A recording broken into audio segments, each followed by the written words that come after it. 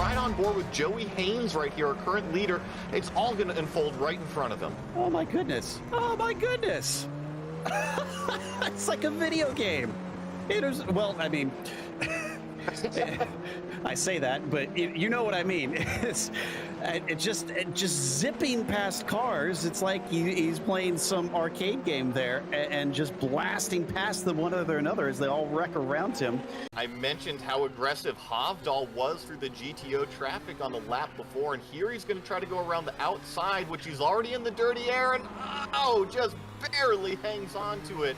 Bill with another poor exit out of turn one. You got to think the over-under has got to be coming at some point, but no. Neil Kemp's going to try the long way around turn two. What a battle here for the sixth place position. Neil Kemp has half the car over Bill Tyler, but they're going to take it side by side into the short break zone. This could be disaster right here, but Bill Tyler thankfully backs out of it. Will he get both of these spots, or will it be Kimo or Gernot through the first corner, out of that one, and now it's going to be 3 wide as they come up to the next braking zone. Watch Leno right here. He's going to have the best draft off the back of Kimo, but Gernot's going to take it wide around the outside. He's going to have great traction coming off of this corner. Who's going to get the exit? That's going to be so critical. Oh, no, banging wheels. We're almost to that point. Antonio Alvarez is 5 seconds back, so it's only going to be 4 cars. But my goodness, it's a 4-car fight now for the 7th position. Oh no, this is too wide through the jam. This doesn't work well. Fabian Jungbluth is going to have to take a course cut. That's going to be a slowdown penalty. Aitor Sintes Galindo keeps on rocking. That's going to be Xavier Sanchez and Ross Banfield now taking it too wide on Aitor Sintes Galindo. He doesn't have a time to breathe out there. Nobody has a time to breathe. Sintes Galindo fighting off the battle from Jungbluth. Now he's under pressure from Banfield. Xavier Sanchez looking on from the back, and Jungbluth is now caught up because of these guys going too wide. Everyone's a little slower right now. They've lost a full 1.5 seconds to Antonio Alvarez. Now it's almost going to be 3 wide into the braking zone for the next right-hander. And they make a little contact. Just a little bit of contact puts 2 wheels of Banfield out on the dirt, and the defense of Aitor Sintes Galindo. Write this down. This is one for the ages, folks. He is still in that 7th position.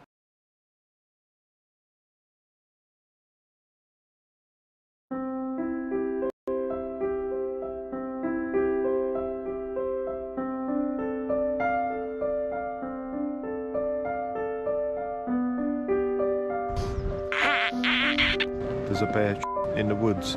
Right, come on you fatty. Come on fatty. I don't even know who lives in there or what the hell's going on there. Could I sleep in there today? Oh, no room. And we're on the way there. Ignore the fart. We go, and a bit of that, and a bit of...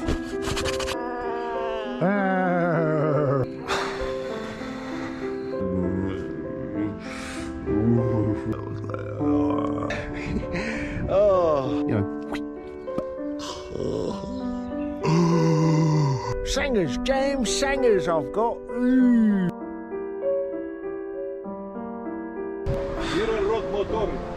My pedal broke, man. And thanks to Show that, bros! Mickey's on the most useless street in the world. Come on! Always keep a shoe in your kitchen department, guys. Don't worry, it's the COVID talking. It's probably wild boar, a few bears, a lot of women washing their cars saying hi on the side of the road. Go on, Mick, feel it, Mick, feel it, feel it. I might be going mad.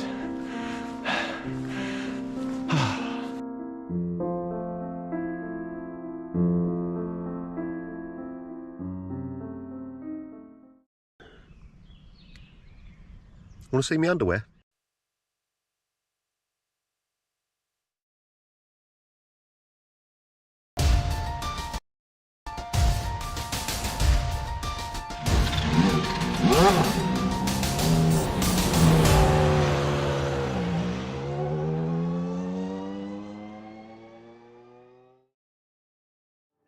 For a long time, Spaniards had no place to call home on iRacing. But in the past few years, they've been blessed by 2 popular and well-known circuits from their native country.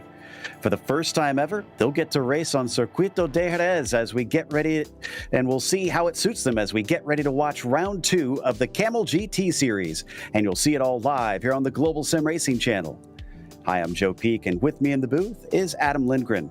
Behind the scenes is our director, Zach Johnson, and he's using cameras provided by Dougie Beard. Longtime F1 fans already know this place well, but in case you're asking what's the big deal, we have our handy track guide ready to introduce you.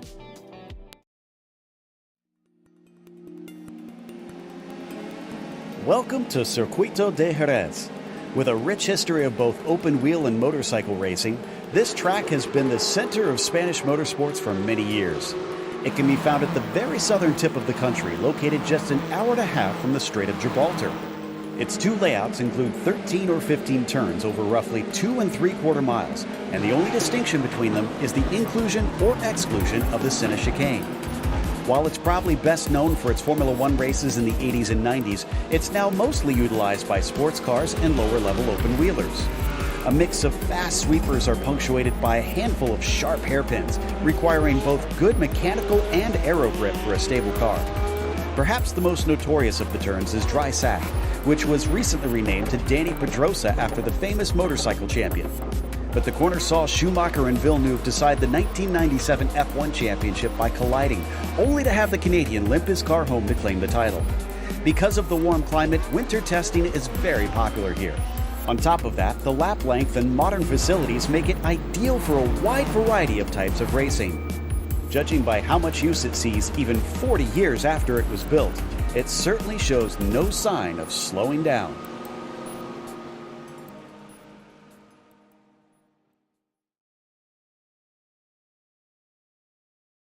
Well, it's a fascinating little track with some rich history, especially with open wheelers, but they're not going to have open wheels out here. These fendered machines are going to be beating and banging a lot at them. Yeah, absolutely, Joe. Built initially for motorcycle racing, Jerez is an FIM and FIA sanctioned track that feels more like a well-funded club circuit. This 2.75 mile or 4.42 kilometer 13-turn moto layout will be very moto-like for the Audis, who will struggle the most here. With mostly medium-speed corners and sweepers with little to no banking, the Audis will struggle to keep their big schnozzes pointed down track as they drag their four-wheel drive trannies around this spunky little track. The Nissans won't feel much more at home with fairly short straights and lots of scary curbs for them to avoid. That being said, their epic downforce will help the giant cheese wedges navigate the multi-apex sections and medium-speed corners well, so long as the driver has a feather touch with both pedals. Multiclass here, well, we don't know how it'll be, really. Jerez has not hosted a true multi-class race since the late 80s, so this will be a learning experience for everyone. Expect danger zones to be wherever there is a long sweeping apex, and the best places to pass to be the 2 long straights after Lorenzo and Cedar Pons. Though the latter may be more challenging, as Cedar Pons is a medium-speed sweeper in and of itself. Camel tends to be a fairly measured and cautious group the first time out to a non-traditional multi-class track, Joe, so we'll see if they can keep that methodicality today. Indeed. And, well, let's take a look at the championship, how it wound up after the first round. And up at the top of it, it looks like Turk's win has got him ahead of Sintez Galindo. We'll see if he can follow that up today. Sintez Galindo, a 2-time champion, whereas I don't believe Michael's won one yet here in Camel. Andrew Medell actually putting himself into P3 with Farron Grau following up. Farron usually around when you see a tour around, as those two are teammates. Then you've got Serrato, Wells, Plumley, Ruiz, Humphrey, and Bello rounding out your top 10 here in the prototypes. What about in the GTOs? Well, the GTOs is no surprise. Ucaleskola at the top with Arturas Kundelis in second, Timothy Vaughn third, Hugh Haycox fourth, and Franco Scurry in fifth. The big surprise is Javier Del Olmo did not have a good time out at Sebring, placing only sixth. Seventh is the first of our second split runners from last week, Francois Demers, starting off there with Jack David Spickett first split, as well as Ove Trangerade, with Linus Petkovicius in 10th, also second split. For today's race, it's your traditional fare for this series. It's only going to be a 40-minute event. It is open setup, and there's no spare car to help you. There's a fair bit of runoff at this place, so hopefully they shouldn't have too much trouble running into barriers. But that open setup, that's going to be a big question mark. Do you crank more wing into it? Do you try and give it some straight line speed? We'll find out. 17 incidents for a drive-through and 25 for a DQ. Because it has some paved runoff in places, you will have to worry about that if you're trying to push the limits of this track. We could see a few drivers have to come down that pit lane when they aren't supposed to, unfortunately, trying to serve that penalty. Matthew Redford, though, that is a name I don't think we've heard for quite some time. I need to actually check the stats here. That has taken the pole in the prototypes, but it's typical for the GTOs. Leskala leads the way. Yeah, absolutely. Leskala in the lead by about a quarter of a second over Ove Trangrade, who's jumped over to the GTO for this season. Quite a few of our different runners over the course of GTP and GTO have done their swap.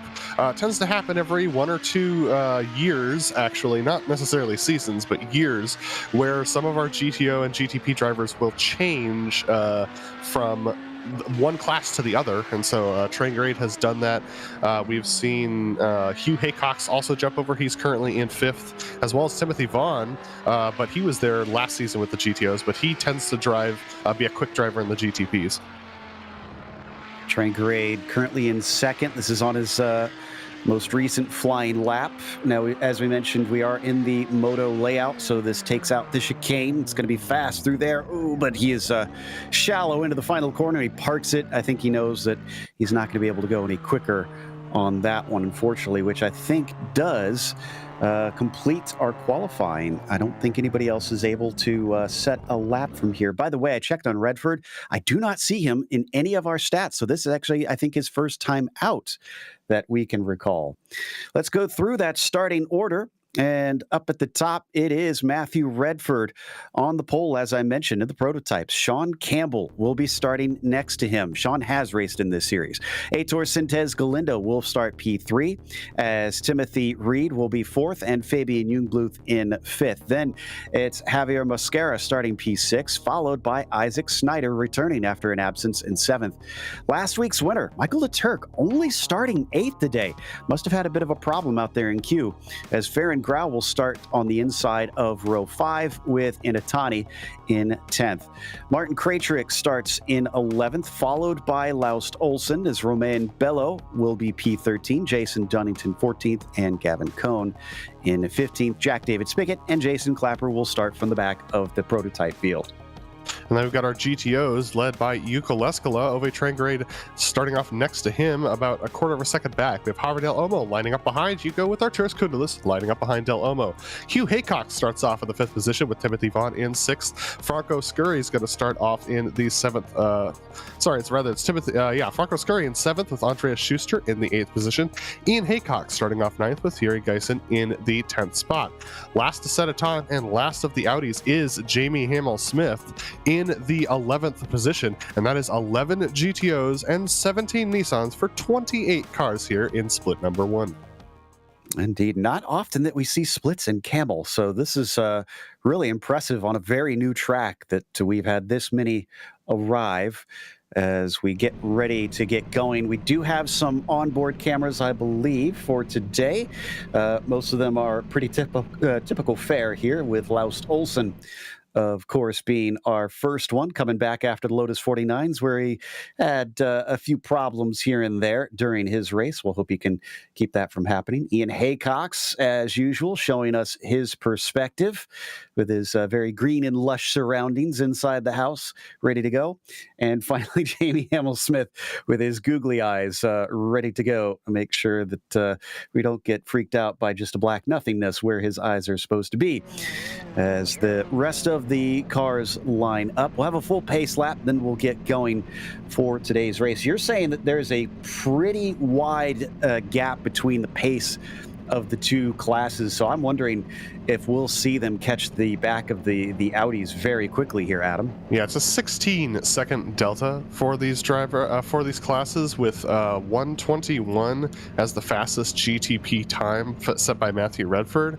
So considering the fact that they have about a 30-second gap from the first of the GTPs to the back of the GTOs at the start, that's only going to be about 4 or 5 laps, and these are quick laps around here, so it's got to be really quick for the GTPs to get to the back of the GTOs. And with the GTOs being much smaller than the GTPs today, expect the GTOs to break up the GTPs rather, to break up the GTO battles. I do want to give a little bit of a ask. Yuko Leskala, I would love for you to have that camera, that virtual camera that we had for the GSRC race.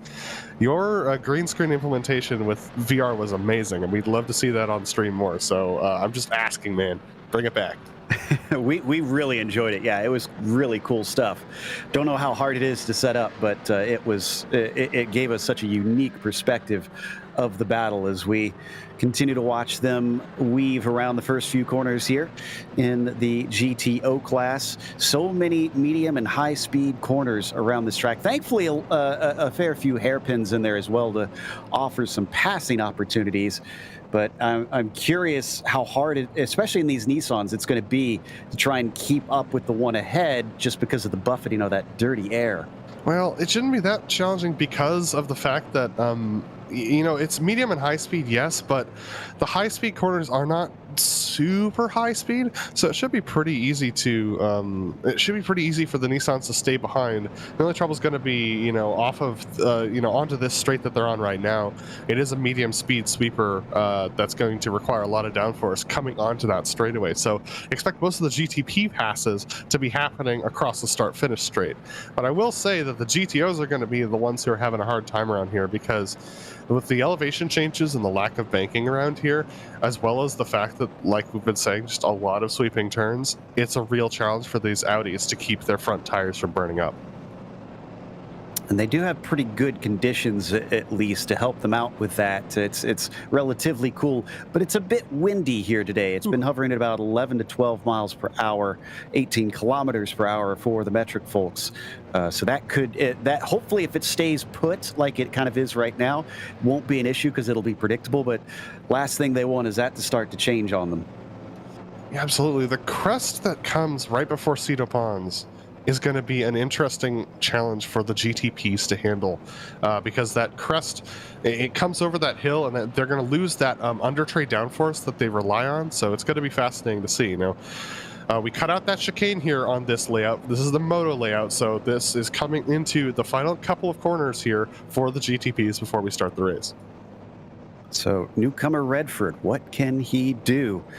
Hailing from Club UK&I, will the Brit be able to manage to keep that top spot, or is Sean Campbell going to be able to overtake him here today? Sean with quite a bit of experience in the Camel series, and experience counts for a lot in this style of frantic racing.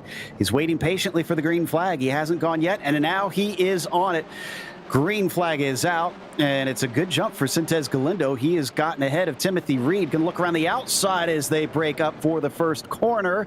And so far, so good. No incidents through there. Let's go to the GTOs. Not the same for the GTOs. Javier Del Olmo did not get going and got ran into the back of by Hugh Haycox. So Javier Del Olmo and Franco Scurry end up at the back of the pack, and I think Javier's out of the race already. He's barely rolling. He gets the car started again, but really having trouble getting it into gear. I think he's out of this race already. Yeah, he's trying to steer it towards the pit entry. It looks like it damaged his suspension the way that's crabbing. That is a real shame, because he's had the speed to keep up with Yuko lately, and it just hasn't been able to show it. Instead, it's now Ove Trangerade, the Norwegian, that has taken up the mantle of P2. Oh, and Hugh Haycox has a bunch of damage on that front left. That means the front left won't be driving anymore. This is a four-wheel drive car. You can absolutely damage the drivetrain of this GTO quite easily by getting into those corners, and that front left is damaged. It's a right-hand circuit, Joe. It's a clockwise circuit, and that means it's going to be really hard for Hugh Haycox to keep that left front tire going in the right direction. So basically starting off on the wrong foot already, unfortunately. As you can see, Hugh now a little bit back from Arturas Koundalis, that's going to throw me off. Arturas running a very bright green car similar to Ian Haycock's. So if those two get together, that's going to confuse me to no end, I'm sure. And as they carry on around, those top three split by a little less than a second currently. So really haven't been able to run away. Trangrade's trying to keep Yuko honest. Yeah, absolutely. And look at that. A nice run from Trangrade through the hairpin.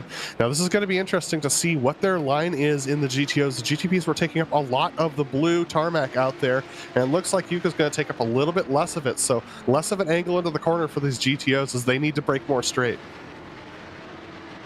And still, I'm impressed with what I'm seeing from that 13, really hounding Yuko around every corner. Before this gets too exciting, though, I think we have a replay of what happened to poor Del Olmo before he even reached his start-finish line. Just something of a stack-up, and he did apologize for it, so I'm thinking he doesn't blame anybody else. And who was that he caught? Was that Franco? Yeah, that was Franco Scurry that he caught. It was Hugh Haycox that actually made the contact that sent Del Olmo around. Yuko Leskola goes, oh, it was a misshift, it looks like, or something happened with his pedals. So I think he's had a technical issue, Joe. Oh, man. So that can happen. We often see it difficult to get these things into the desired gear sometimes. So I wonder, if he just didn't get it slotted in right. And, you know, we talk about how in iRacing there aren't a lot of, like, random mechanical failures, but that's supplemented by the fact that your hardware can fail that you use your simulator with. So it kind of creates that random failure activity that happens in real racing. It's just, supplemented by us. Exactly. It's not abused as hard as the real thing, so it fails less often. But when it does, unfortunately, it has dire results. As we continue to watch the battle for the lead, Campbell is just behind Redford as they go through Dry Sack and then back out to the second half of the circuit. Sintez Galindo looks like he's quickly losing touch with them. So is Timothy Reed, nowhere near to this. Sounds like we got a bit of a battle, though, back in 7th, because Inatani sees Mosquera and Grau close behind. Yeah, Inatani just got past Mosquera in the corners. Grau's trying to put pressure on Mosquera as well, who seems to be struggling a little bit, but Grau goes around in the background, and that was Olsen and Krajcik who were able to sneak through, as well as Jack David Spickett. Thankfully not hit by anybody, but it's costly. It sends him to the very back of the prototype field. Now he's got to pass up everybody that he's been overtaken by just to get back to where he began. Speaking of getting back to things, we are back to the lead of the GTOs, and Trangrade still 0.2 of a second behind Yuko Leskola. This is really impressive. Last time Trangrade raced the GTOs regularly, he was top 5 most of the time, but not really challenging Yuko or Phil Lake at the time for the lead of the race. This time around, he has gotten really aggressive. He raced a couple of GTO sessions a couple of seasons ago and was up here in battling for the lead. But that being said, his consistency over the course of the race suffered a little bit. If he's been able to improve that, Yuko Leskola's got a challenger on his hands. Not only that, but see Koundalis back there. He's not all that far behind. And he finished second back at Sebring. So clearly there's some pace in that bright green machine. I wonder if he could be there to pick up the pieces if these two start to squabble amongst each other as well. And it seems like, and me asking, when are we going to get someone that can fight Yuko Leskola? We're finally getting some answers. Yeah, it looks like 2 people. If Koundalis and Trangrade can get their consistency in line, they can absolutely fight Yuko Leskola for the lead, for the championship. But the thing is much like trying to beat Lewis Hamilton when he's at his best, it's just someone who's been so comfortable and has been leading for so many laps and is so used to the car, the way that it drives, how it behaves in the lead, how to make those passes for the lead. It's trying to deconstruct that and put pressure on someone who's that comfortable. It's a real challenge. Looks like we got a little bit of a fight back there as we're watching Yuri Giesen and Jamie Hamill-Smith fighting for 8th position, but this remains close here up at the front with the number 2 just barely ahead as they swing down through Aspar into Angel Nieto. named after a famous motorcycle rider here in Spain. And through the last few corners, this is where things slow down. A lot of corners in succession here. Yeah, absolutely. A ton of corners in succession. And so this is where consistency and just your ability to be precise is going to be so important, because if you lose time in any of these corners, you're going to have big trouble when it comes to the straightaway. And the straightaway is precipitated by this, what is basically a hairpin. It doesn't feel like it in the car. You carry a little bit more speed through it than you would a hairpin on, say, a road course. But Trangrade staying right in the wheel tracks of Leskla. But our GTP leaders right up to the back of the GTO top 10 now. Seems like he's got it under control, so let's watch and see what it's like as Redford starts to hit the traffic. This, I think, perhaps one of the most unique things about this series is knowing how to deal, especially with situations like this here, Adam. Absolutely. 3 wide there. Sean Campbell gets cut off by the battling GTOs. 8th and 9th position, Jamie Himmel-Smith and Yuri Giesen. Sean Campbell's going to duck to the inside here. This is the first time these GTPs will have navigated any GTO traffic, and as you can see, Campbell lost about 1.5 seconds with that traffic, but here we come up to Redford, who's going to have to go by Ian Haycox, catches him on the straightaway. Campbell's going to get caught behind through the sweeping sections of the final sector. It's just not working out well for Sean as Redford gets the brakes, but is handling them quite well, making decisive moves to try and get himself farther up the road than his rivals. Yeah. And that was a little sketchy for poor Sintez Galindo, held up by Haycox. Yeah, this is actually, this is the cautiousness I was talking about, where, I mean, it seems like these GTPs are cutting through, but they're actually being very kind to the GTOs right now. Everyone's just trying to figure out where the best place to make these multi-class passes are, and it's going to be a learning process for all these drivers right now. So you're going to see a lot of people not focusing on battles, really. They're just going to be focusing on navigating the traffic. That's Jason Clapper that we saw out in the gravel, and I think that was out of turn 4 that happened. Yeah, He's taking a tow, unfortunately. Oh boy. And so he's unfortunately out of it. Oh, let's go to Mosquera, because he's going to get overtaken by Laust Olsen as they are in the thick of the traffic now. This is a gigantic kerfuffle right now. This is all for 7th position, about 8th position with Isaac Snyder up at the front of this. Laust Olsen, Javier Mosquera, Martin Krajcik, Jack David Spickett. They're all trying to navigate past Jamie Himmel-Smith and Yuri Giesen, who are trying to battle for 8th position in the GTOs. But this is what I was talking about in the pre-race, Joe. The GTO battles are going to get broken up by these GTPs cutting their way through. Up next, they at least have a lone car in the form of Ian Haycox, and just swinging around the outside, the leader of the group, Isaac Snyder, doing a great job. Olsen a little bit more hesitant. Behind him, Mosquera did not, in fact, overtake him on the main straight. Guess Laust has that car trimmed out today because he just basically outdragged him. Yeah, that's one philosophy to have, is that you want to be quick on the straight so you don't get passed, because it's really hard to pass around here. There's not that many passing opportunities. So even if you're slow through the corners, it's not going to make that much of a difference if people can't get past you. So that's part of what we're seeing.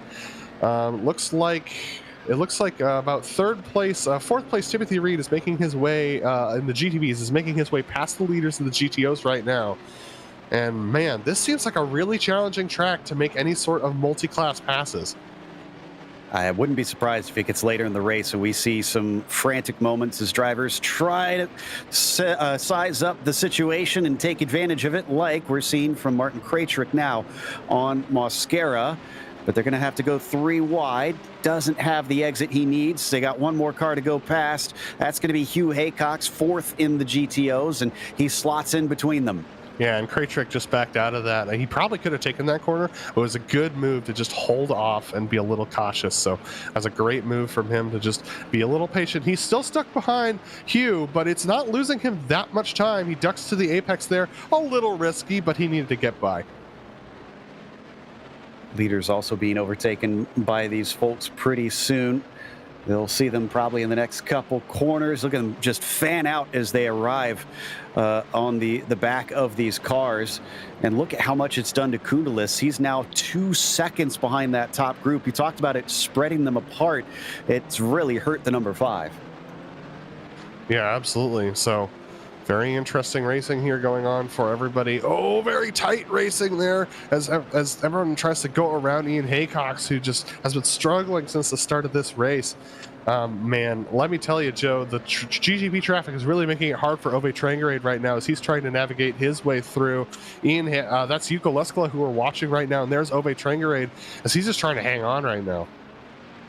Yeah, it's lost him about a second to Yuko Leskala. Oh, but Leskala had to go wide, coming down through Ferrari, and that will open things up, and Trangerade gets to close back down on that gap. Behind them, they've got Jason Dunnington approaching, and I'm not sure. I don't think he's going to get both of them here. No, he's not, so it splits them once again. Yeah, and Trangerade actually backed off to see if he could get a good exit off of this. Yeah, I think with the lower down GTPs, you got to be very careful because they're a little less experienced at cutting through GTO traffic. They might spin their tires on exit. So you have to be really careful when making these passes and allowing them to go by, that you leave them enough room so that they don't make contact. You need to communicate very clearly with them. Did have a pass for 4th place to Turk. Managed to get by Reed down into dry sack. Very popular place to overtake. And I think that was a pretty straightforward pass for him, but Reed's not been letting go. You can see he's still right on the rear bumper. Yeah, absolutely. It's good racing from both of these drivers as they're pretty much free and clear now of any sort of GTO traffic. So navigating their way through the rest of the track, trying to get a good run off of the final corner onto the front straightaway. Man, Joe, it just seems so hard to effect a pass here. I have not seen that many passes on track right now. Same here. You have to have what seems to be a pretty good advantage, or just really time yourself right on the traffic. Or maybe with this being a new circuit and this being top split, these are drivers that are more interested in trying to get to the finish first before risking their race. As we come back once again to Mosquera in P10. Looks like Laust Olsen's dropped them. They've got Krajcik and Jack David Spickett behind them. Yeah, so interestingly enough, these drivers doing a good job of navigating this track. It's a fun track to drive, but there's definitely an emphasis on mistakes when it comes to trying to make passes and capitalize. Saw it in some of the production series that were running here during week 13, and we're seeing it now where it's hard to make a pass unless the person ahead of you makes a mistake. And that's actually where multiclass comes into play, Joe, is that it can throw that needed wrench into the plan that makes a pass possible for you. Absolutely. It's why we love watching this.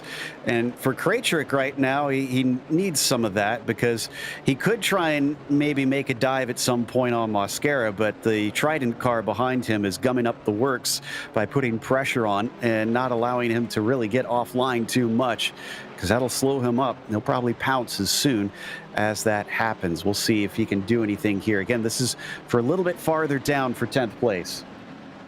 And we have another battle going on. That battle between Yuri Geisen and Jamie Hamill-Smith that we've been talking about. Jamie Hamill's in a really good position now. He's got a mistake out of Yuri, but unfortunately just can't quite capitalize on it. So he's going to duck back to the inside, try and do a little over-under, riding on board with Jamie Hamill-Smith right now with the googly eye cam. Oh, so close to the back bumper of Yuri, but you can see just how hard it is to get that Audi to turn. These cars so tight pretty much all the time. Even when you loosen them up, they just want to push that nose around. And I just realized, I think he has a motion rig too. Yeah, he does. Nice.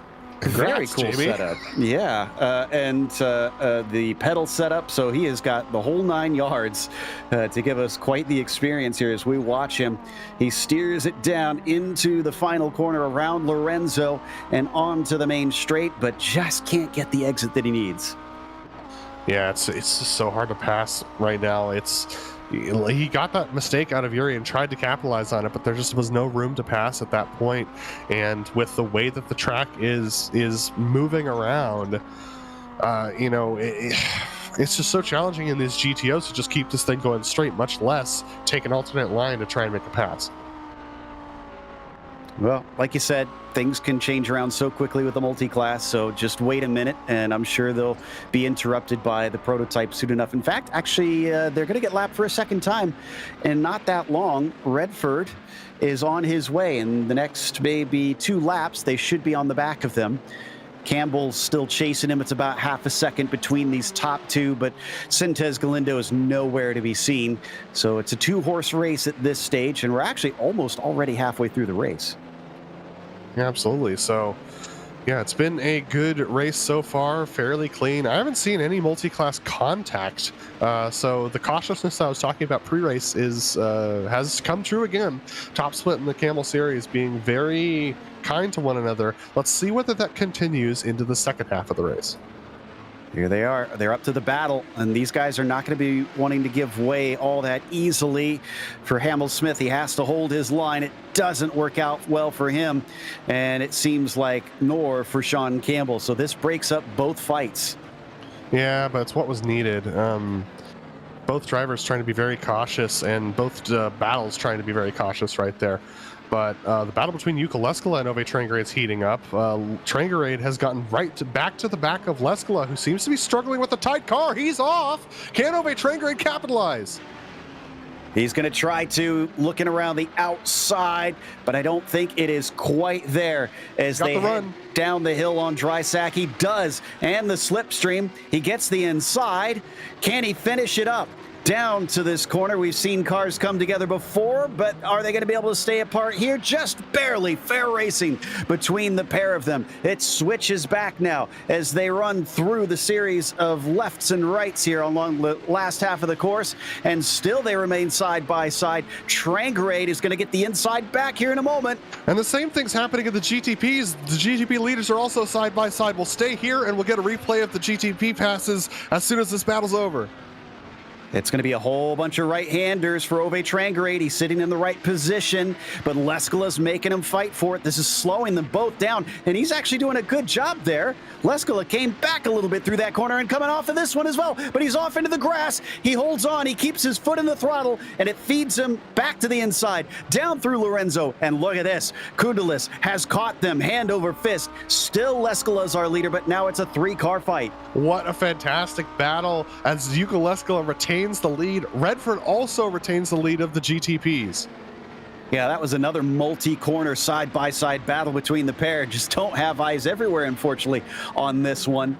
And both of them remain extremely close. What can Kundalis do now that he's been able to reel them back in? Does he try and insert himself, or does he stay patient? I think Kundalis is going to have to insert himself as best as possible. Trying to upset these two drivers is going to be the only possibility that he has to try and make this battle one that he can win. Get ready for the perfect storm, because look behind them. That's the battle for the lead in the prototypes. Both battles are suddenly going to find each other. So who is willing to give up the time as they lock the tires up, trying to maximize the entry in those Audis?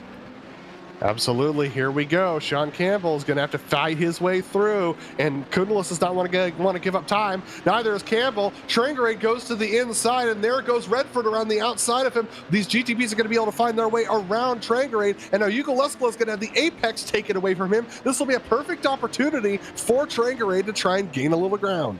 But it's just not enough. Sintez Galindo also caught up with that front group. And unfortunately, unfortunately for us, not for those in the lead, nothing changed hands there. It was just a straight fight through. I think things have settled just enough that maybe we could take a look at that initial pass attempt, I guess we should call it, for the lead between Redford and Campbell. Yeah, this was a fantastic fight that went on, very similar to what we saw in the GTOs between Redford and Campbell. Campbell able to hang on to it. Let's take a look at this. This started onto the back stretch, and yeah, so you can see just the lap traffic of Ian Haycock's in the wrong place at the wrong time. Campbell knew it, and he's trying so hard to capitalize when he knows that it's going to be limited opportunities out here. And it just about has it. Man, fantastic between this pair. Yeah, absolutely. Like I said, very similar. It's pretty much the identical battle between the GTP and the GTO leaders. But look at them come up to the back here. This was on Andreas Schuster, who's fallen off the back of the lead pack a little bit. And this really causes a little bit of trouble for Campbell, who gets pushed out wide. And that allows Redford to retain the lead. Yeah, it kept switching back and forth on who it was going to help out there, but didn't wind up being for Campbell in the end as they tried to find the opening past that GTO. and that's what also allowed Sintez Galindo to gain up on them. Let's come back live where we didn't miss anything, thankfully. Campbell still half a second behind Redford, but man, they ran away from Galindo quickly. That's Isaac Snyder, who slid off from 7th position. He's got some left rear damage from this incident. I believe, yeah, he actually got stuck up behind Hugh Haycox, made some contact with him, and then Timothy Vaughn in the GTO ran into him accidentally. So Timothy Vaughn carrying some, Isaac Snyder carrying some damage now. So he'll be able to get by Ian Haycox. There is a relation there between the two Haycoxes. If you're new to this series, Ian is the father of Hugh. They've raced against each other plenty of times, but not as much in the same class as they have now this year. We take a look back now at our battles in the mid-pack between Mosquera, Krejcik, and Jack David Spickett. Also Farron Grau catching up to them. Remember, he got sent to the back, so he's trying to make up for a lot of lost time. Ooh, a little bit of a look there from Martin on Javier, but no dice. Absolutely. So nice runs from everybody trying to make their way around Hugh Haycox. Oh, that's way wide there from Sintez Galindo. I believe that was the 22. That's actually Farron Grau who went wide. And Krejcik actually made some contact there around that corner. I think. Oh, Laust is around. This is his second time around at that corner, unfortunately. Oof. And yeah, just getting on the throttle looking like it's very tough in these turbo-powered cars. I was going to say Hugh Haycox actually got hit by Krejcik that time by this past lap. So hopefully that didn't damage his car as well. Hugh's still sitting in 4th, unable to keep up with the leaders. Joe, I gotta say, Ove Trangrade's setup looks so much better than Yuka Leskala's. Leskala's really struggling with being tight, and Trangrade has been able to just point his nose into the corner a lot better than Leskala right now. But Trangrade getting caught off guard by Javier Mosquera, who just unfortunately slides out to the exit of the corner. So unfortunately for him, he's going to get really caught out here by these GTPs. This battle that we've been watching for that 9th position coming through and separating our leaders in the GTOs. Yeah, Grau already overtook Jack David Spickett, and he's up into 10th position. Next on his list going to be Krejcik as they go off to the side of Leskala. Oh, that was bad timing for Farron Grau. Unfortunately, Leskala kind of on his line. And Joe, Hugh Haycox had a drive-through, so he hit the incident limit, unfortunately. So he had to drive through to serve a penalty. So he's got to be careful because he can get disqualified quite quickly now. I wonder if that 4X, or if it was a 4X that he got from that contact with Krejcik. If so, I'm sure he's pretty upset about that one, knowing that he would have been in an okay position if it weren't for that, just trying to run it clean to the end. Meanwhile, we keep watching the battle here between Farron Grau and Martin Krejcik, along with Jack David Spickett, trying to keep them honest and make sure they can't make any hiccups. Got to be honest, I've been keeping my eyes on Ove Trangrade, and he's absolutely been cut off by some of the lower down GTPs from the Apexes. And let me tell you, having been an Audi driver myself, the most frustrating thing in the world is when a GTP driver is not in a battle really for position, but they decide to take away your inside line when you are in a battle for position. And it's just frustrating when that lack of awareness shines through and you lose your opportunity for a battle because a GTP decided that he wanted to come through. Sometimes that's the breaks, especially in multi-class racing. Just kind of have to take the good with the bad out there as Trangrade sits behind by about 1.3 seconds. Still 15 minutes left to go on the clock. So I'm sure plenty can happen throughout the remainder of this race. It's also spread apart a little bit up in the GTPs. It's about 0.9 of a second from Redford to Campbell. It's entirely insane how fast the GTPs navigate through that final sector of the race. Just watch Redford and Campbell go through there, and they're apexing some of these sweeping corners at 150, 160 miles per hour. It is a fast track for these GTPs and quite insane to drive for them. Yeah, it's a real test. And they've been, these GTOs have been running at a pretty good pace up at the front as well. Something we haven't mentioned, it's 8 seconds ahead of Timothy Vaughn in P4. It is a huge gap to the next car down. Yeah, absolutely. So And we say it's a huge gap, but compared to what we've seen before, not so much. But here's the battle for the lead. Redford with a good run, with Campbell with a good run on Redford. He has to go to the outside, though. Can he do the over-under through this hairpin? Doesn't look like it this time. It'll switch back now through a couple left-handers up towards Aspar. Oh, and he thought about it, but decided to back out of it. And that gives up some space to that blue and purple machine. Switching back now into Angel Nieto and through Peluqui as they have to slow it down. They're coming up to Hugh Haycox. Stays off to the side, gives them space. Haycox trying to catch up to, I think that's Yuri Giesen for position up there. And once again, they have to make split seconds decisions with these slower class cars. What a wild run through the final sector that was. They kept their foot down all the way through. That was insane. But great driving from both drivers and good heads up driving from Yuri and Hugh. Back into the second corner. Sharp little downhill hairpin, this one, as it plunges down through a series of left-handers once again. Let's see what's up ahead of them in terms of traffic. Ian Haycox there directly ahead, it looks like. And, ooh, this is a big checkup for Redford this time. In fact, the biggest one we've seen yet. He tries to cover the inside, but he can't get down there in time. Just managing to squeak to that line. He does not break as late as his competitor. Campbell still going to hang tough as they switch back. Advantage goes to Redford now, and he feeds Campbell out into P2. Yeah, there was a little bit of contact there between the two drivers, between Redford and Campbell. So I think Campbell's going to stop, going to take his kid gloves off and start, possibly, like you said, at the beginning of the race, Joe, banging doors with Redford to try and get by. So Campbell seems to be pretty quick, just Redford making sure to shut the door at any chance he can. Once again, he's a little bit slow. Here we go. Down to the hairpin. Leaves the door open once more as he'll almost slide through the corner, going very wide there. Campbell somehow stays out of the side of his rival, and they're going to drag race down to the first corner. It'll once again change directions, and Redford will have the inside, but Campbell is starting to show some desperation. He's still with it, though. He's got to do this because Redford's not giving up the position. He's defending with all his might, so Campbell has to stick his nose in everywhere he can. Doesn't have the overlap now, but they got to go around Timothy Vaughn, and Campbell decides to be cautious and back off. Redford, a little bit more gutsy, sticks his nose on the outside, able to get through, but Redford's starting to look like those rear tires are starting to give up on him. Campbell also a little tight, a little bit neutral, rather, over the crest. Campbell was in a four-wheel drift through there. That was unbelievable that he didn't run into the side of Matthew. Great car control and awareness from both parties in that situation. But again, as soon as that car ahead checks up from traffic, I feel like Campbell just puts a brick over that foot. He keeps it down.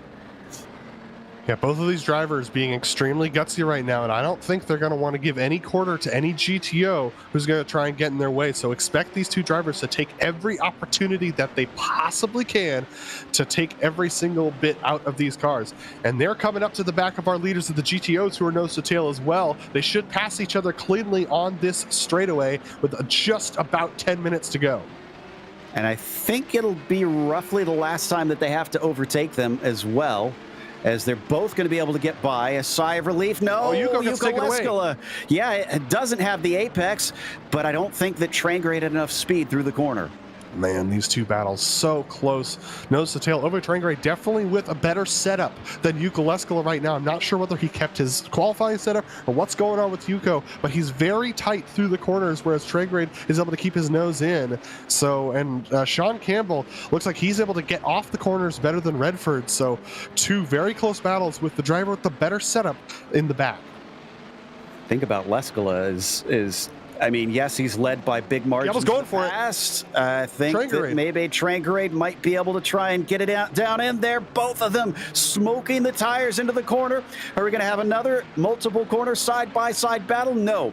Trangrade this time tries to cut over under, and it doesn't quite work out. But I was going to say, Leskola, yes, he's led some races by big margins, but we've also seen him defend like this many a time. He knows how to keep a driver back. Yeah, absolutely. You've seen Redford's staunch defense. We haven't seen Yuko need to defend in a while, not since Phil Lake challenged him a couple of seasons ago. And so we're about to see the other side of Yuko Leskola come out, and that side is an aggressive defense. It's just a brick wall sometimes to these cars behind. Michael Turk catches the pair of them. Campbell's going for a move. As Campbell, yep, indeed, is trying around the outside once again, just slipping up as he exits the corner, and that costs him just a few car lengths as they exit off of 2 now. He has to reset up for a little bit later. Man, these two battles are insane. It's beautiful to watch these two battles go on between our two leaders in both classes. So great to watch these battles, especially here at a new track like Jerez. I mean, we saw record attendance last week at Sebring, 91 cars this week with 56 signed up for this race. Man, Camel's just flourishing right now. Yeah, which is so cool to see from what, like 5-6 years ago when we first came on, and it seemed like there was maybe 20 max sometimes that signed up. Now we've got more than double that, almost 3 times that, as they come around. Oh, Yuko went deep. Trangarade alongside again. This is very similar to last lap. Is Trangarade going to back out of it? Yes, he is. But he's definitely making Yuko make some mistakes. He's going to stick his nose in here into the apex. He takes it away from Yuko. He's not completely done yet. Yuko could have the inside coming down at Angel Nieto. And no, he actually manages to make it stick, but a little bit deep there for Ove Trangrade. Opens the door slightly, but looks like Leskola can't get his foot in. Absolutely brave stuff from Ove Trangrade. He sized up Yuko for most of this race, found the place where Yuko was weak, and absolutely took advantage of it. Yuko Leskola now, with a car that's already pushing, is going to have to deal with the dirty air of Ove Trangrade and try and make the pass back. And you've mentioned that one of the things Yuko is known for is maybe having a little bit too much being put through the tires and not having enough left late in the race. Is this Trangrade's chance to scamper away? He has had better pace, but the question is that pace precipitated on following Yuko Leskola? We've seen this happen with drivers in real life too. They're really fast when they follow, but when they get in the lead, they struggle with consistency. Can Trangarade run away from Leskola right now, or is Leskola going to pile on that aggression and try and make this pass back? We'll have to wait and see. They head down through the last few corners here now as we follow them. Excuse me, this is out of Sido Ponds here. Yeah, it was a good run, but I don't think it was quite close enough. Leskola having a little bit of connection issues behind Trangarade. Fortunately, it looks like he's back in full now. But look at this, Trangarade going a little wide. Leskola with a good squirt off the corner. And they've got Inatani looking on behind him. So Leskola's going to have one eye out the back window here. Inatani's going to go to inside of both of them. This opens up the door a little bit for Leskola if he gets a good exit. Can he get to the outside? He gets to the bumper of Trangarade. He's going to try and take it deep into the corner. No. Another sweeper means that Leskola cannot attack. You know, I thought this would be a track that saw quite a bit of chaos, and maybe it's still too early to talk like this, but we've only lost 3 cars. Jason Clapper, Romain Bello, and Javier Mascara. Everybody else is still out there right now. Look at the pressure that Yuko Leskola's putting on. Trangarade goes wide. Yuko Leskola to the outside. He's going to try and sweep it around the outside. He pinches down on Trangarade, who has to hold it to the inside. Leskola sliding the rear tires as he exits. There's still a little bit of overlap, but Leskola ducks in behind. Is he going to try and take it away in turn 1? He's looking to the inside. He's late on the brakes, but Trangarade later on the brakes takes it sweeping through turn 1. Nice work there by Ove Trangarade. I'll have to double check here our stats to see when the last time he actually took a win was, because I'm pretty sure it's been a couple years here in Camel. And as he continues to deal with such pressure from behind, he's also got this traffic coming through. Yeah, I'm not sure how necessary this is for them to take these apexes away from the leaders. That's really going to hurt Trangarade on the exit there. Leskola with a good run. He's going to try and carry that momentum down to the corner. Is he going to take away the apex from Trangarade? Yes, he is.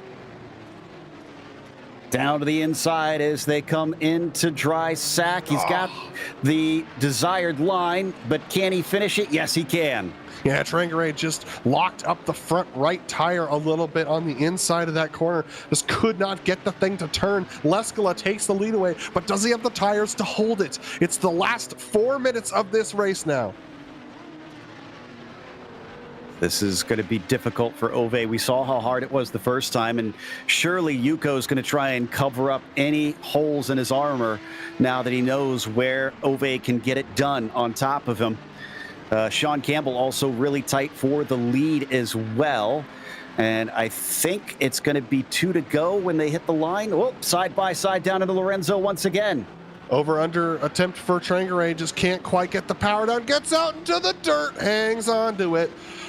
He's going to have to size him up. Like you said, if it's 2 to go this time for the leaders of the GTPs, it's 2 to go for these guys too. And that means that Trangaré's going to have to try and get back to the back bumper of Leskala and give it one more shot. And I was able to find the number of wins here, but I don't have since last victory for Ove Trangaré. It's 13 to his name. That's a lot more than I remember. He's been quite successful here down in the GTOs as we check out our leaders crossing the line. That's actually, I think, going to be 3 laps to go. It's going to be close. We'll have to find out. We'll see what iRacing determines as far as how long this is going to go. But Redford in a good spot. Campbell a little bit too far back. But if they get caught up by traffic, expect Campbell to attack with as much ferocity as possible. Trangaré very slow. Trangaré's off. Oh no, after all that hard work, he's going to fall out of second place. Kundalis has already gone by. Looks like Timothy Vaughn has passed him. And Redford's Campbell's in off. the lead. What, how did Redford wind up there? Contact. They've been watching Formula One circa 1997 a little bit too much, it seems. Yeah. Another bit of the lead coming together down into dry sack. Yeah, this is definitely worth a replay. Campbell thought that there was room on the inside, and there was not, and he tried to stick with it. Let's see what happens here with Ove Trangaré. He's going to just take it a little bit too wide. He actually gets loose coming out of the corner, a little bit too much power, and then gets loose more and runs into the inside barriers. And he's trying to do the polite thing and not run into them. Oh, that was a hard defense and pushed him all the way off to the grass. That's going to be a bit of discussion, I think, post-race. Yeah, I mean, between Redford and Campbell. In my assessment, yeah, I mean, he did drift over a little bit, but he had the lead. It was a single move. That'll be interesting. Yeah. And we also had a problem for Laust Olsen. Excuse me. Trying to see what happened here. Whoa, too hot in the corner. And did he find the barrier? No, he did. Yeah, so Campbell just mentioning that he was going to take a look at the replay post-race and see whether or not he felt like he did anything wrong. But yeah, that'll be an interesting one to assess for the community for sure. Yeah, it's hard for me to say who's at fault there because, like you said, it was a single move. But then he speaking of Spaniards, all the time he did not leave a space. You know, I'll be honest, Joe, regardless of who was at fault, you know, trying to stay in it for Campbell meant that someone else wrecked. So, I mean, you know, it's hard to judge on that one. Yeah. If this were real racing, regardless of whether or not he was at fault, people would still be frustrated with him. No doubt, no doubt. Well, Campbell is going to get the white flag this time. Sentes Galindo has cut it down to about 4 seconds, but it was only a minor gain. I think just small damage on the side of Campbell from that contact as he carries on. And, oh, he is going to lap Leskala one last time, but both of them no longer have the partner that they were dueling with. Yeah, absolutely. So, you know, once again, the lead battle's just determined a little bit by mistakes this time around. I thought it was going to be determined by traffic, but not this race. This race, it was all about just mistakes and a little bit of coming together. And Campbell has had a number of wins here as well, 8 of them to be exact in the series over his only 24 races, so a pretty good strike rate. 1 out of every 3 he's entered. He'll keep that up here today if he can just bring it home. Leskala, I don't have to go over and look, but I almost guarantee that he's going to be one of the winningest drivers in this series by stats alone. As Sean Campbell is now into the final few corners. He's just behind Gavin Cohn, who he's could lap if he wants to, but I don't. He really wants to try and make this an issue, just wants to try and take it to the finish. He's already had plenty of drama, and he'll even be able to overtake Del Olmo one last time to put him out of his misery for a bad race for him. Sean Campbell will win at the first time of racing at Jerez here for the Camel GT Series. And Yuka Leskala coming into the final corner now. Coming off of the final corner, a hard defense from him over Ove Trengray, but he comes out on top for his 60th win here in the Camel Series. Yuka Leskala, another win, his second on the season. And a fair fight, too, from Leskala. Just proved himself and then some as he takes that victory and celebrates it with a bit of a slide. Not seeing many battles left out on the track, unfortunately. So it looks like we are wrapping up. We'll take a quick break. We'll be back with the official results as well as driver interviews, so stick around.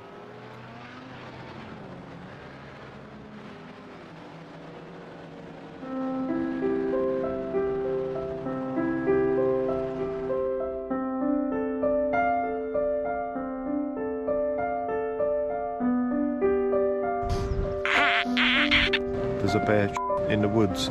Right, come on, you fatty. Come on, fatty. I don't even know who lives in there or what the hell's going on there. Could I sleep in there today? Oh, no room. And we're on the way there. Ignore the fart. We go, and a bit of that, and a bit of...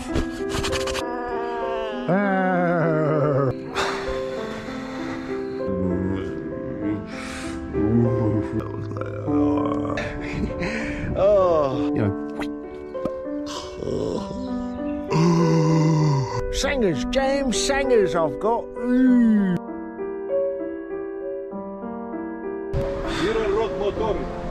my pedal broke, man. And thanks to Show That Bros, Mickey's on the most useless street in the world. come on! Always keep a shoe in your kitchen department, guys. Don't worry, it's the COVID talking. It's probably wild boar, a few bears, a lot of women washing their cars, saying hi on the side of the road. Go on, Mick, feel it, Mick, feel it, feel it. I might be going mad.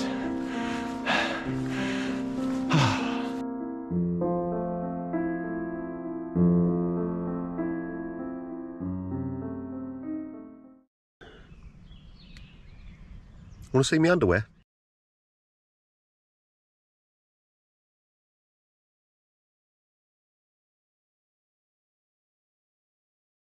Welcome back to Jerez. We just watched the first camel race here, and Sean Campbell will take the first win under controversial circumstances. We'll see what the community thinks of it. I know Adam and I were both saying we're pretty sure that that's a racing incident because you could blame either guy in that situation. Heitor Sintes Galindo was the one that came home second behind him, and then Michael de Turk was P3. Then it was Timothy Reed in fourth, and Matthew Redford did get it going and collected fifth place, but he was leading for so much of this race. Fabian Jungbluth was P6, Inatani was seventh, followed by Farron Grau in P8. Then it was Jack Spickett in the ninth position, followed by Martin Krajcik, who he fought with a lot this race, in 10th. Jason Dunnington is on the next slide in 11th. Gavin Cohn got involved in an incident, but managed to hold on to the lead lap, finishing 12th. Lau Stolson, sadly, we saw it during the break. He actually didn't finish his race because he got turned over, unfortunately. He'll finish 13th. Mosquera Snyder, Romain Bello, and Jason Clapper were also DNFs today, unfortunately. Then you've got our GTOs. Yuko Leskala with the win. Again, challenged a lot.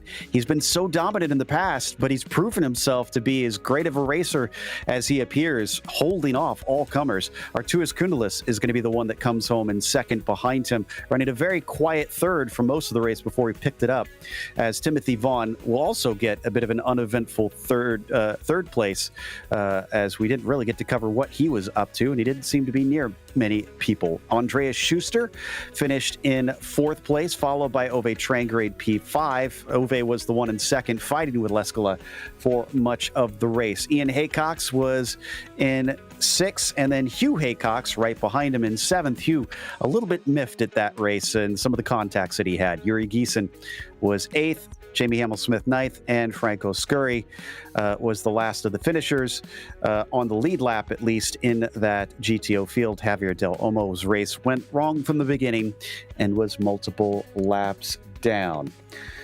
And looks like we don't have anybody to talk to us, unfortunately. I'd love to hear from either Campbell or from Redford if they're at least listening in, but we'll give them a bit of a second here in case anybody wants to come and have an interview after that race. They had such good battles out there.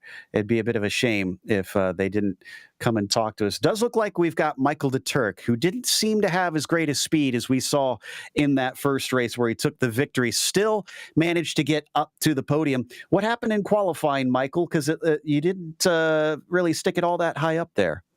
I bottled it so bad. The first lap, every apex was lava, and the second lap, I had a half spin down a dry sack, so I just couldn't hang on. Now, I'm sure you had experience running a couple of the races leading up to this one, so you weren't coming in completely blind. But with this being the first one, were you a little bit nervous to see how the traffic would behave? Yeah, it's a really tough multi-class track. You know, the Audis have really good drive out of those slow speed corners. And then all the following corners of the slow speeds are really high speed turns that the Nissan, I don't want to say can't afford to wait, but, you know, it's multi-class. It takes some give and take from both people. You know, a few of the Audis gave me an excellent amount of room, and a few times I was a little rude to them, which I have issued some apologies post-race. But, you know, it's give and take, and I was just really happy we split, to be perfectly honest. Yeah, we were kind of watching that too and wondering what we're going to wind up with because it was tight. Talk to us, though, about your plans for this season. Starting with a 1st and a 3rd, that's a pretty good beginning to things. Are you going to stick around for most races? I'd like to. I wanted to do Lotus and Camel last season and just kind of didn't have time for it. You know, life gets in the way sometimes. But this season, I'd like to, I'm not going to say I'm going to be here for the whole season, but I'd like to do most of it. For the most part, I enjoy these races. I think it's good fun. I have good racing with a lot of people, and it's never boring. Never boring sounds like the right description of Camel. Well, congratulations on a podium, and hopefully we'll get to talk to you some more later. Thanks, Joe. Michael de Turk, 3rd place, and he'll be followed by 2nd place, Heitor Sintes Galindo, who, again, kind of inherited that P2. Although at brief times, Heitor, you were catching back up to Sean and Matthew.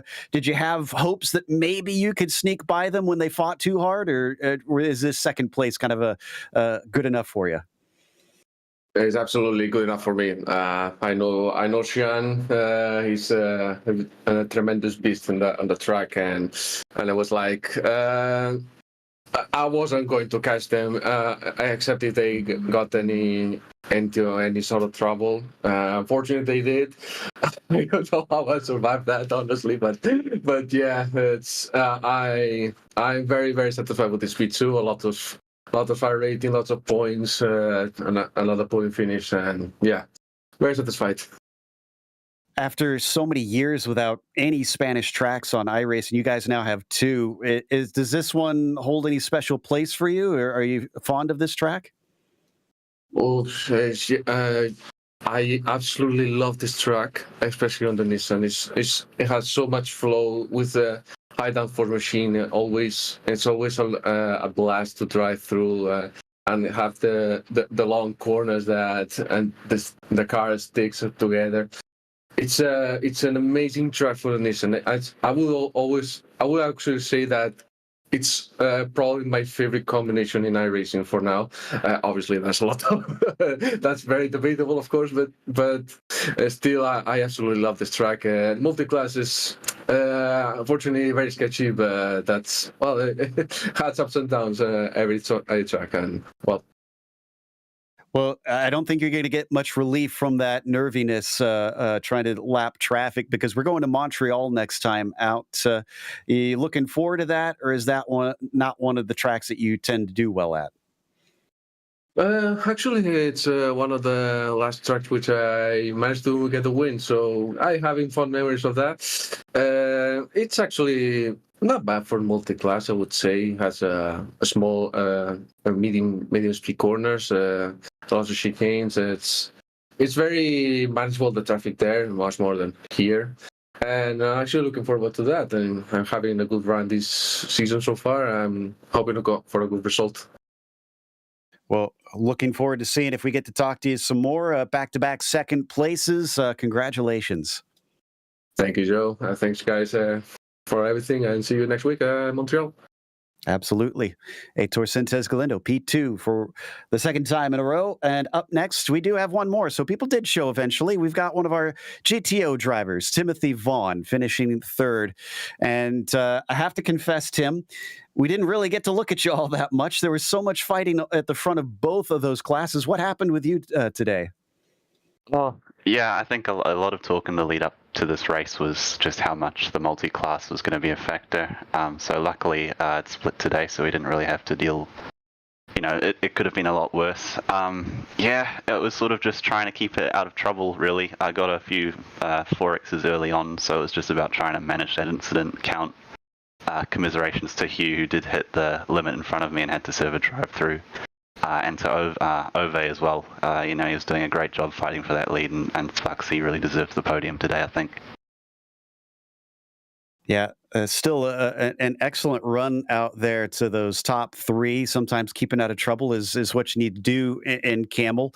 Now that you've raced here, is this one you think that you're going to see people ask for a lot more often, or do you feel like Camel probably will, give this one a miss more times than not?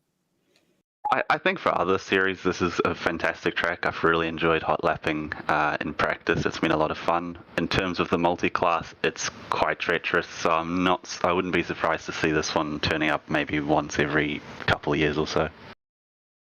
Well, again, sorry we didn't get to give you a little bit more love live, but glad we were able to chat with you a bit. Anybody you want to thank that helped put you in the top three? Thanks to Kieradine for sharing his setups, and they were pretty beastly out there today, so I'm very happy with that. Congratulations to the top three. Thanks to you guys for the broadcast. And thanks to my team for the Sebring 12-hour yesterday, which we managed to win our split. That was awesome. Great stuff. And tell Kieradine we miss him. Tell him to get it back out here. Yeah, come on. We need to stop splitting is the problem. Well, that was Timothy Vaughn, who finished P3 here today in the GTOs, which is going to wrap us up. Of course, we want to give a big thank you to the Camel community before we take off, and also to our team today, Adam, Zach, and Dougie. Make sure to check out our social media, our website, and our merchandise store, but also don't forget to subscribe to our YouTube channel so you don't miss a moment. And as we mentioned, the next race will be Montreal, Saturday, April 1st at 1 p.m. Eastern, but be sure to check out our other broadcasts listed here. And until next time, race clean, race hard. We'll see you on the track.